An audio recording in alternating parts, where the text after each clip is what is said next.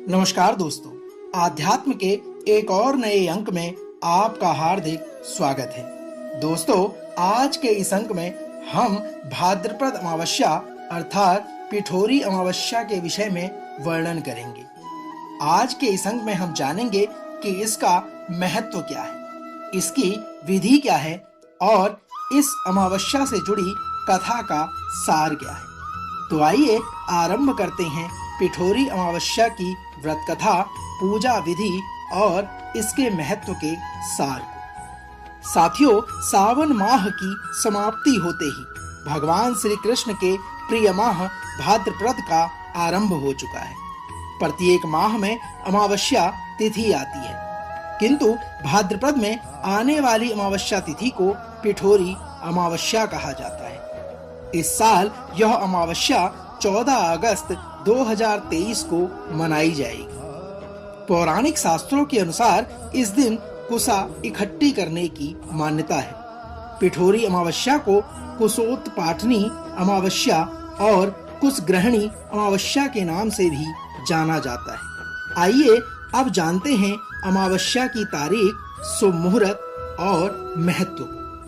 14 अगस्त 2023 अर्थात गुरुवार के दिन पिठोरी अमावस्या मनाई जाएगी। इस दिन आटे से माँ दुर्गा सहित 64 देवियों की प्रतिमा बनाकर पूजा अर्चना की जाती है। कहा जाता है इस दिन श्रद्धा भाव से पूजा करने वाली माताओं को संतान के आरोग्य होने का वरदान प्राप्त होता है। पांचांग के अनुसार भाद्रपद अमावस्या की तिथि 14 सितंबर सुबह 4:48 पर शुरू होगी, जबकि तिथि की समाप्ति 15 सितंबर सुबह 7:09 पर होगी। आइए जानते हैं पिठोरी अमावस्या के महत्व के बारे में।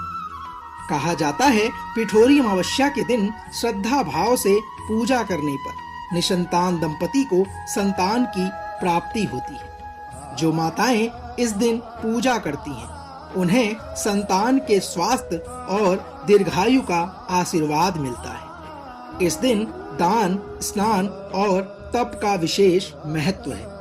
इतना ही नहीं, इस दिन पितरों की तृप्ति के लिए तर्पण और पिंडदान किए जाते हैं। इस दिन पूजा करने से काल सर्प दोष दूर हो जाता है। दोस्तों, यह व्रत उन सभी महिलाओं को करना चाहिए जिनके संतान है। इस दिन प्रातः जल्दी उठकर स्नान करना चाहिए। यदि संभव हो तो किसी पवित्र नदी में स्नान करें। स्नान के बाद सूर्य भगवान को जल अर्पण करें। क्योंकि अमावस्या को पितरों का दिन भी कहा जाता है, इसलिए इस दिन पिंडदान और तर्पण भी करें। इसके पश्चात पूजन हेतु आटे से देवियों की 64 प्रतिमा या पिंड बनाएं। इन सभी 64 प्रतिमा को एक साथ एक पाटे पर रख दें। भगवान को भोग लगाने के लिए आटे से बनने वाले व्यंजन बनाएं। संध्या समय में विधि विधान से देवी की पूजा अर्चना करें। ध्यान रहे, पूजन के समय देवी की प्रतिमा को सुहाग का सामान चढ़ाएं। साथियों, पूजन के पश्चात अपनी क्षमता अनुसार ब्राह्मणों को भोजन कराकर स्वयं भी भोजन ग्रहण कर लें। साथियों, यह तो थी पिठोरी अर्थात भाद्रपद अमावस्या की व्रत विधि और उसका महत्व। आइए अब जानते हैं इसकी व्रत कथा के सार को। एक पौराणिक कथा के अनुसार एक परिवार में 7 भाई थे। सभी का विवाह हो चुका था। सबके छोटे छोटे बच्चे भी थे। परिवार की सलामती के लिए 7 भाइयों की पत्नी पिठोरी अमावस्या का व्रत रखना चाहती थी। लेकिन जब पहले साल बड़े भाई की पत्नी ने व्रत रखा तो उनके बेटे की मृत्यु हो गई। दूसरे साल फिर एक और बेटे की मृत्यु हो गई। 7वें साल भी ऐसा ही हुआ।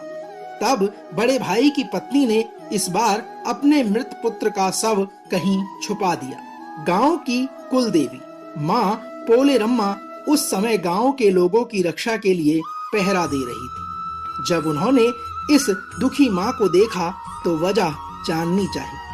पोलेरम्मा की बातों को सुनकर बड़े भाई की पत्नी ने अपना सारा वृतांत उनसे कह सुनाया।